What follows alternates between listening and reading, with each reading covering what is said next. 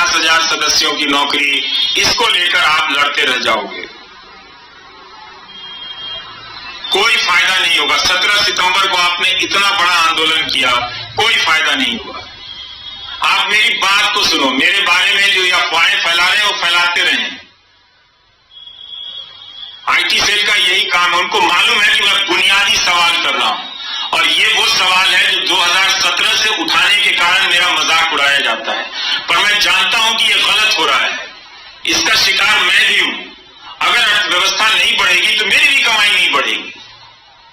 हम जैसे लोग जो ऊपर जा रहे हैं नीचे सड़क के नीचे आ जाएंगे, और आपको तो जीवन में 10 साल या 5 साल के लिए ऊपर जाने का भी मौका नहीं मिलेगा।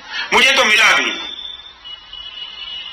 लेकिन मेरे जैसे बहुत कम लोग हैं, और आप जैसे जो मुझसे ज्यादा काबिल हैं, आप लोगों को एक सिस्टम की नीतियों के तहत बर्बाद किया गया। आप समझिए इस बात को।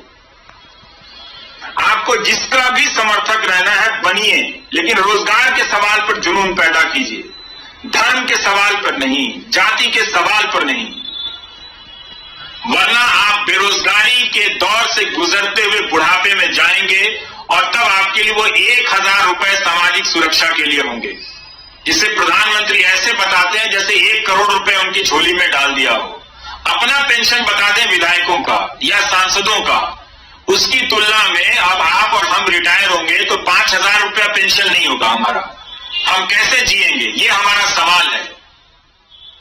ऐसा नहीं है कि सरकार के पास पैसा नहीं है। अगर सरकार 10-10 लाख करोड़ रुपए बड़े उद्योगपतियों पे बेल आउट पे खर्च कर सकती है, जो संख्या में सिर्फ 10 होते हैं या 100 होते हैं, तो सारे सरकारी कर्मचारियों को सरकार पेंशन दे सकती है।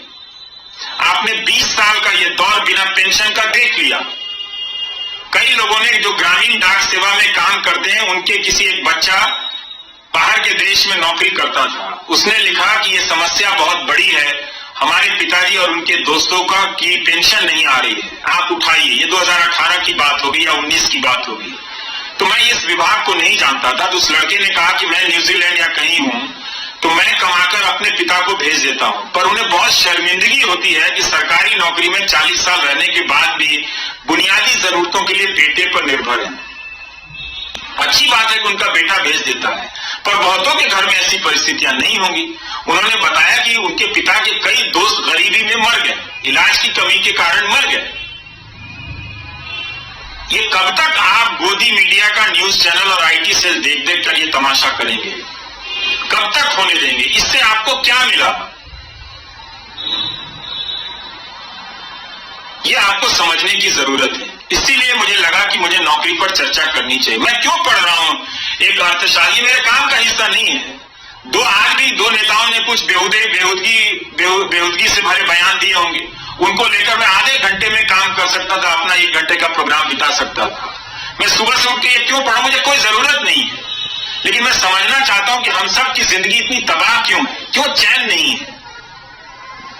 आपके अकाउंट में 1 लाख रुपया, लेकिन आप ढंग से चाय नहीं पी सकते। इसकी वजह सिर्फ यही है कि आपके पीछे दिमाग में ये डर है कि कोई बीमारी हो जाए तो इलाज के लिए पैसा नहीं होगा।